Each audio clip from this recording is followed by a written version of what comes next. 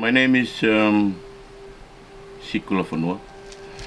I am 51 years old, going to be 52, but 51 at the moment. So I am the town officer here. So my main job is to take care of this, look after this community. We're trying to look after people, not too overfishing, and then not taking this undersized fish, because kind of thing like that. If we take care of that, this is good for this for the future.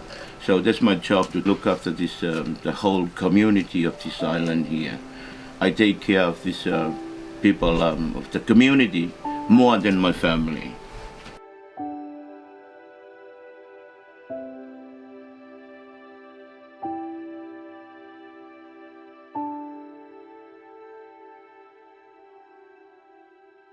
All the people here know how to fishing.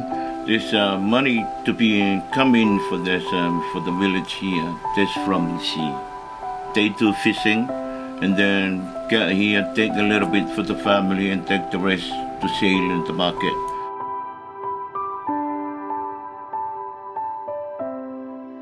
When we're growing up, it is quite good fishing on this coastal area here.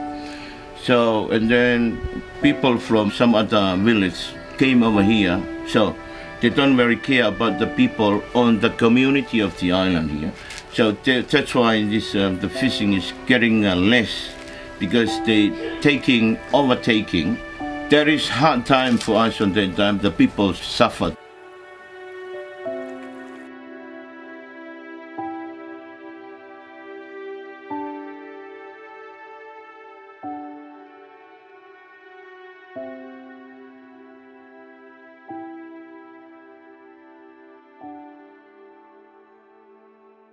When communities develop rules for them to manage their fisheries resources, it's the best approach, because they will follow those rules.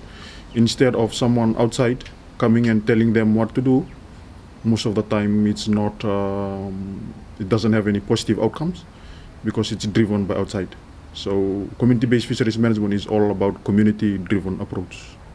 For Tonga, they come up with an idea of how they could encourage, motivate community to take a lead role in managing their coastal resources. They call it a special management area. It's a homegrown program by the Fisheries Division together with the communities.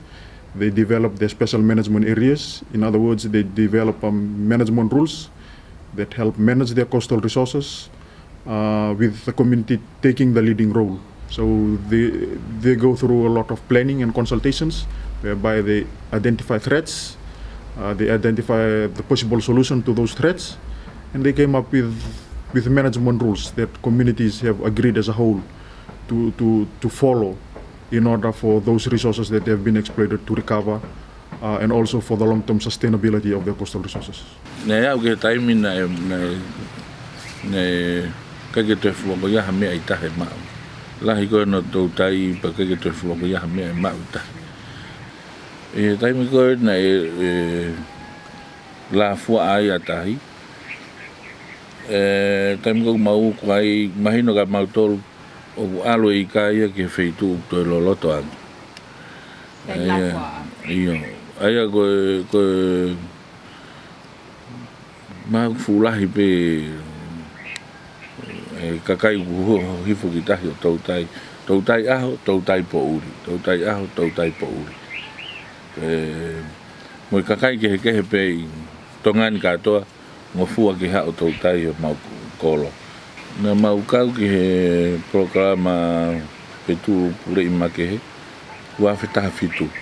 Kai he te programa esa ema ei ko petu pure ima ke he o wikai ke ngofua ke toi hu mai ha kakai me tua. Ia tai ni me o fia o pito mau ki kakai. Tau te fito ke kau tau tai. O ku mahua o seni o ku mau e nau seni ti mau mo kai nau family pa fai ngofua e tau tai pa vave.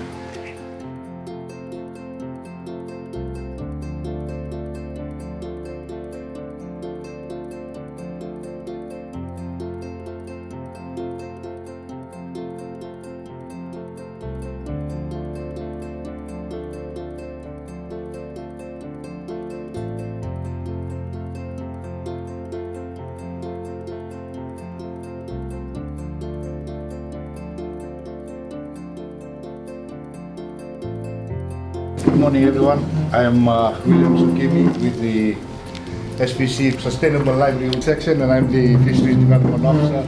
It's good to be here again, and I'm glad to be able to come and help with you all. I hope we have an enjoyable 2 weeks, and the weather suits our purpose. So thank you. The small fishing operation training is for boat operators who have been doing lagoon fishing, inshore fishing, and who, like with SMAs, they want them to diversify, to move offshore.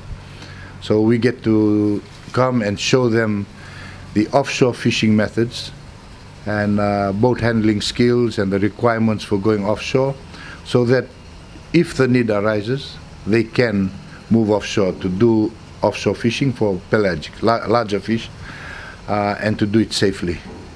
So if you think of it, life jacket is hard to work with when you're fishing.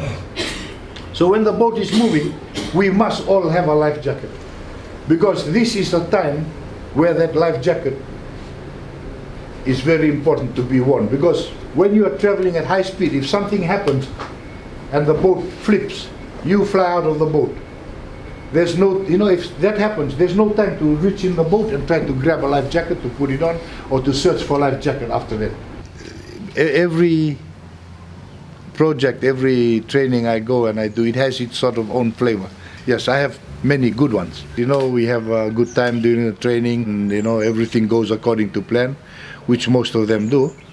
And then they're all memorable in their own way. Some of you, I know, you will be winding like this and you then you turn because it's too heavy or too. So your winding will be square wind, boom, boom, like that, and it's clicking as you bring it.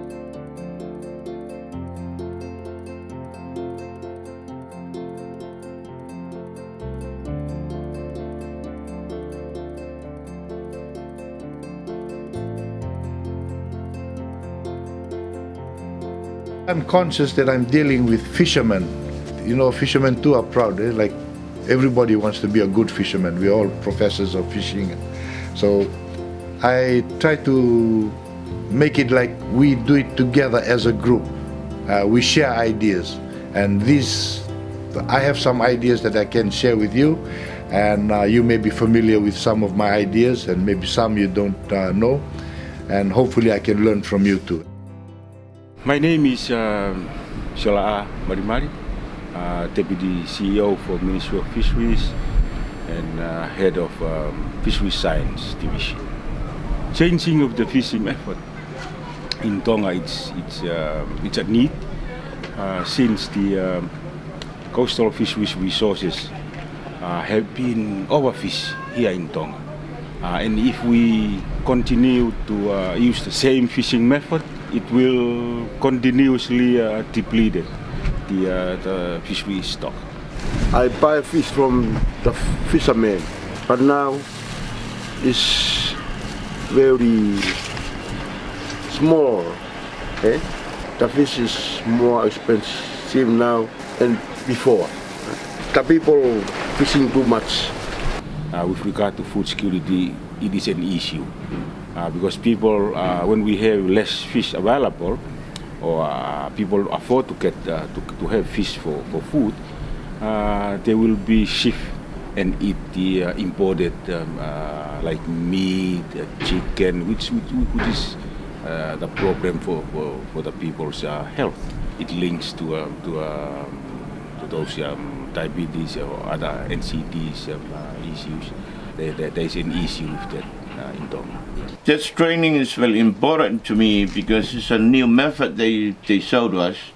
So soon I come back here, I trying to explain to people this new method. I think they may get one big fish. So get more fish is getting more money for this for the family. This training will improve. I think it will improve the fishermen's livelihood, because they will go out further away from the reefs area. They will improve their catch. The catch rate will be increased. It will improve their livelihood in terms of food security. If you're going to do a full length and this thing is like this and covered under all that, and you try to pull very hard. So in that case, if you got a longer whipping to do, there's two ways to do it. You do a clove hitch or a constrictor knot.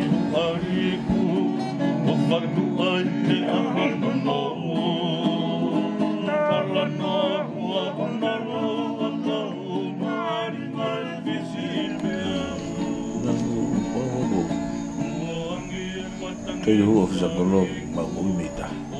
May yukupi ako yan. Kaya nang gamata may buku. Tufili ko ay kula tuwisi. Uwang, loto may hawata. Ako ka hoy time. Kufi ko ay kula taha, e osi ahaw yan kakato ya. E uki ha bongbongito, hake mahe fiafinte ke fono e kula. Mea ko na tufi ko ay. Kau foki kau lagi programa kau ni saya mai mulai kau itu boleh nama. Kau foki lagi buat peta uta. Kini ni kau alat peta ni kau itu yang lama ni no angkon no. Ai kau tu sone ibu. Kau tu di mana tu yang lama kau tu foki tak peta. Mana kau hari kota akhir.